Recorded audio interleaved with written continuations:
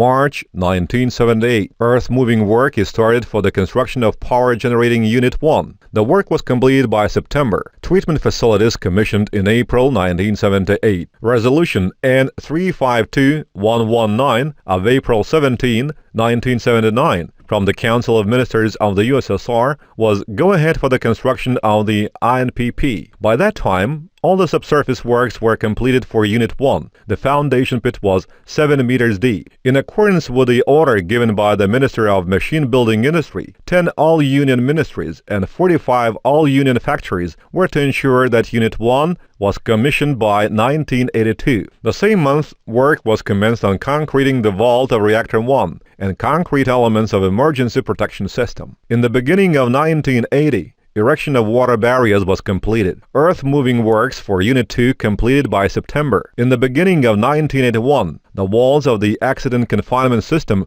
raised to a height of 20 meters and concreting of Unit 1 vault completed. Erection began of metal elements in the reactor hull from plus 25 up to 63.5 meters. By October, the walls of the reactor hull raised to plus 43 meters. In December, works commenced in the communication corridor. In July 1982, erection of fuel lines completed in the reactor vault, and in August, erection of the graphite stack completed. In August, erection of turbo generators commenced, and in September and October, that of steam separators and fuel channels, respectively. On December 31, 1983, Unit 1 commissioned. Construction of Unit 3 commenced. In 1986, all erection works were being completed. Originally, Unit 2 was to be launched in 1986, but commissioning postponed to the year 1987 because of the Chernobyl accident. On August 31, 1987, Unit 2 commissioned. By that time, 60% of Unit 3 was completed, but subsequently all construction work was discontinued. 1989, the construction of Unit 3 discontinued altogether. It took 11 years to build the world's most powerful nuclear plant.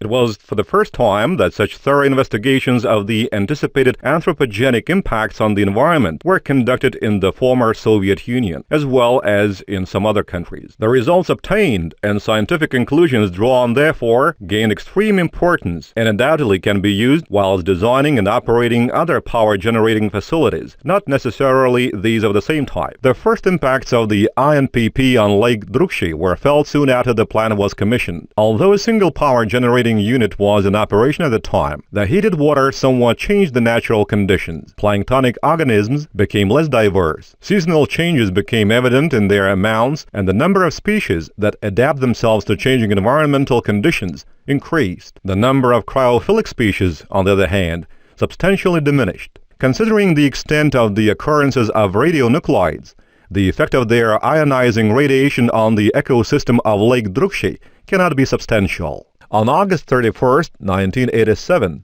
60% of Unit 3 was completed, but subsequently all construction work was discontinued. On April 26, 1986, following the Chernobyl accident, at the request of the government of Lithuania, the government of the USSR suspended the construction of Unit 3. 1989, the construction of Unit 3 discontinued altogether.